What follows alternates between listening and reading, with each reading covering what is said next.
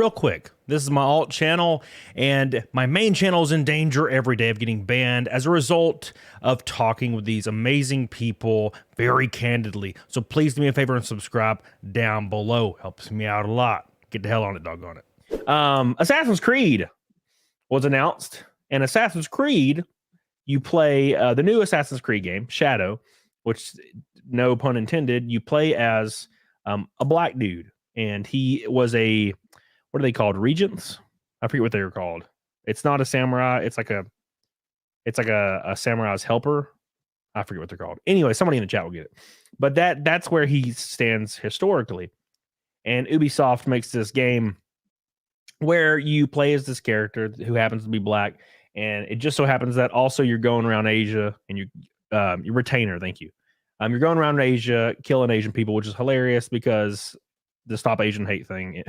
It's so funny because Stop Asian Hate, like, it's all these videos of like black dude in New York just fucking knocking out Asian dudes, and then you get to live out the real fantasy, the New York fantasy, and Assassin's Creed.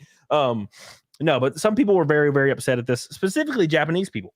So, anyways, it says the Japanese trailer of Assassin's Creed game is getting really bad reactions from Japanese people. Western companies keep forgetting that other cultures reject their forced DEI garbage, which is true. Other cultures don't care. The only people that really care are like white chicks in the West. White women in the West, they're the arbiters of all morality. So they're upset, they're offended, which also means effeminate men are offended because they're trying to have sex with those women. That's it's like the male feminist thing. So the cope is that people on Twitter now are saying that all these people in the trailer, the Japanese trailer, are white people that are pretending to be Japanese to just be racist. It's like the most copious shit in the world. And the funniest part about this whole situation is all these people saying this have no idea what how racist Asian people are. Yeah, that's what I was going. Yeah. Japanese people. Now, look, it's a different culture, man. And there's a reason why they're 99.6% Japanese born citizens in Japan. There's a reason why. Well, have you ever watched a video of basketball players getting off a bus? Yeah, dude, it's crazy. I know. It's like the most racist shit you'll ever see. They just are, all of them, for those that haven't seen it, it's just all Asian people screaming the N-word. Yeah. It's so bad. I'm like, holy shit. And they don't. Yeah. So Tracy Reeves says they don't care. They don't. It doesn't work on them. You can call them racist. They don't care because it's just Japan. Somebody said that's China. Well, yeah, it's just Asian cultures in general. They do it in Japan too. You can find videos of it. Yeah. Well, a good point is there's a lot of places in Japan. Actually, the majority of Japan, you're not allowed to own property unless you're second generation born Japanese. So you have to, your parents and your parents' parents have been born in Japan, or you can't buy land in certain areas or work in certain companies in certain industries in Japan. If that was a thing in America, there would be a civil war actually going on right now in America, like a literal civil war if that was happening in America. But no one knows about this. No one cares when you bring it up.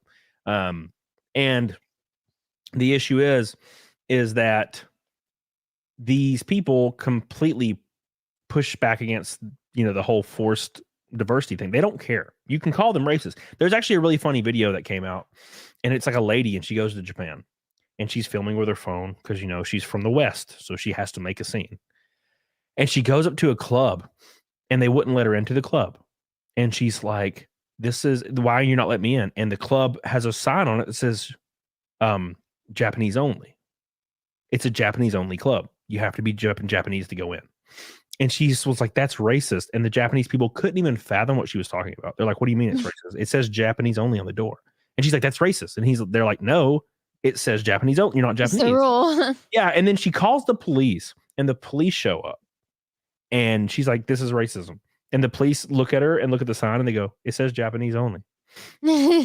And they don't understand. They're like, "What do you mean? It says Japanese only. Like, this isn't right. It says Japanese only right there." Like, it's hilarious. So look, and I got to be honest, I've kind of like looked into this Assassin's Creed thing a little bit more. And I have to kind of be transparent. I haven't played an Assassin's Creed game since like Assassin's Creed 2, I think, or Black Flag maybe. And I don't really care that you play as this guy. I see the way I see this is this was an intentional outrage campaign to garner conversation on social media to make it the most talked about thing for a week, which it has achieved that. Everything's doing it. Every single company has learned that if they just piss people off enough, they can get social media mentions out the wazoo. That's what they're trying to do. It's called outrage marketing. It's the new biggest thing for social media. Every single company does it. And I'm sure, to be honest, I think the game will probably be good. I mean, from what I know, the Assassin's Creed games are always pretty solid. I just thought it was really, really funny that they pulled this shit. And there's this whole fake lore behind it. And granted, it is all fiction and whatnot. But to claim that these all are people, like on the screenshot for the YouTube video in Japan, to claim they're all white people pretending to be Japanese is asinine. Like, that's how you know these people have no idea about Japanese culture. Yep. They don't even like white people. The only difference.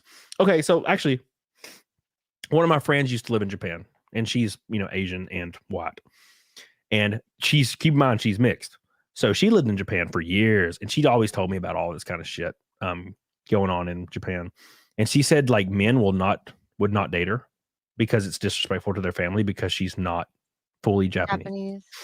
So she said they'd have sex with her, but they wouldn't. They consider white women whores. Yeah, like all white women. Yeah, all white women are whores. So they don't want to be seen with them in public. And the difference is Japanese women are kind of the opposite with white men. They think white men are like celebrities and trophies, so they always want to be with white men. Because they want their babies to have like colored eyes and like light hair and skin. Yeah. So you would have an easy time in Japan. Yeah, let's go. That's why I'm gonna go, man. I'm gonna be pumping and dumping, and then there's gonna be so many like big-headed Asian babies in about a year and a half. Aww. Everywhere.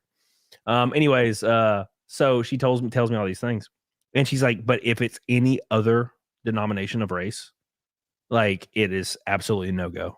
Like, don't come into our cities. Do not talk to our people. You're not allowed. Basically, it's fucking crazy.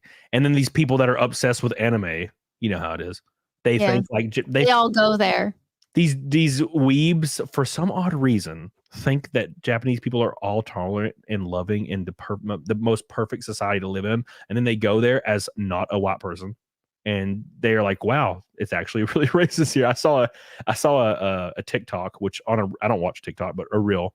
I just say TikTok because no one knows what a damn reel is, and it was like a black lady, and she's like, I went to Japan and I was so excited. I always wanted to go to Japan, and she's like, I got to Japan and it's one of the most racist countries I've ever been in my life. And I'm like, yeah, you think you're watching anime and you think it's all love and rainbows, bruh.